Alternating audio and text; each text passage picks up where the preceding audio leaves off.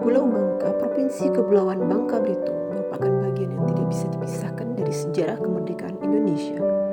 Selain kisah perjuangan masyarakat Bangka melawan penjajahan Belanda, ada juga kisah tokoh-tokoh besar bangsa yang diasingkan penjajah Belanda di Pulau Timah ini. Berwisata ke Bangka Barat rasanya kurang lengkap bila mengunjungi Pesanggerahan Menumbing.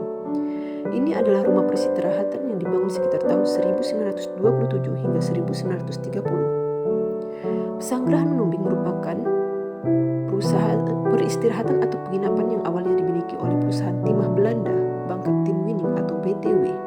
JJ Bejenjik yang merupakan kepala BTW menyetujui pembangunan hotel ini dengan fasilitas modern yang mewah. Berhotel Bukit Peristirahatan Menumbing secara resmi dibuka pada tanggal 28 Agustus 1928 dengan fasilitas-fasilitas seperti listrik, air mengalir, telepon, serta lapangan tenis. Jalan masuk komplek ini melewati jalan aspal berliku yang cukup hanya untuk satu mobil. Jalan ini dibangun oleh pribumi dan para pekerja dari Cina yang dibayar oleh BTW.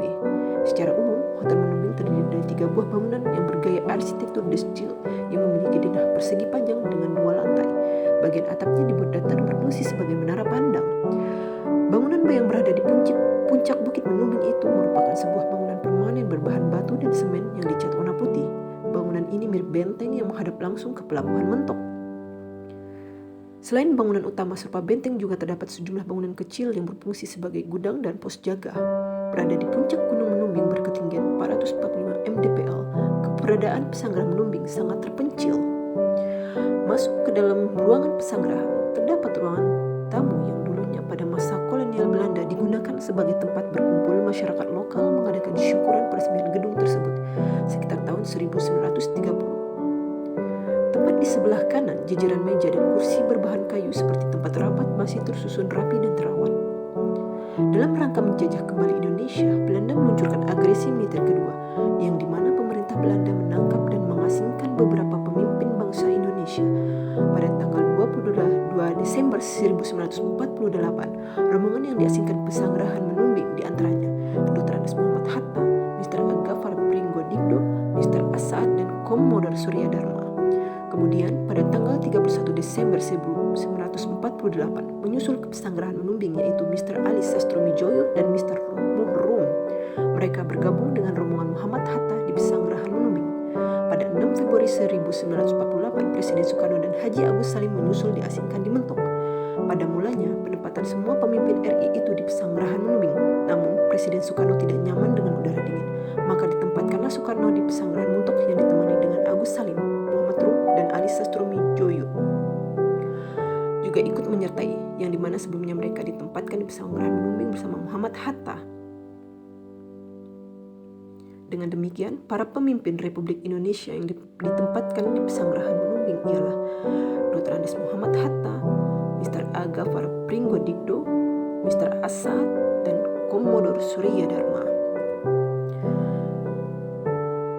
Dari tempat ini, terlihat jelas sebuah mobil sedan kuno keluaran Ford Deluxe 8 berplat BN10.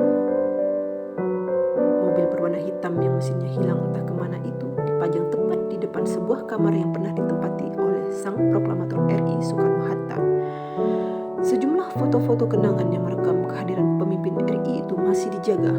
Mobil yang digunakan oleh Bung Hatta BN10 dan meja tulis dari batu pualam masih disimpan dan dirawat dengan baik di sini.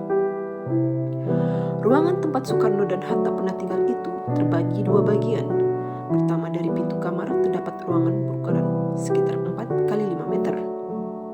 Di dinding tembok putih menghadap ke pintu kamar, sebuah meja dan kursi yang semakin usang termakan usia.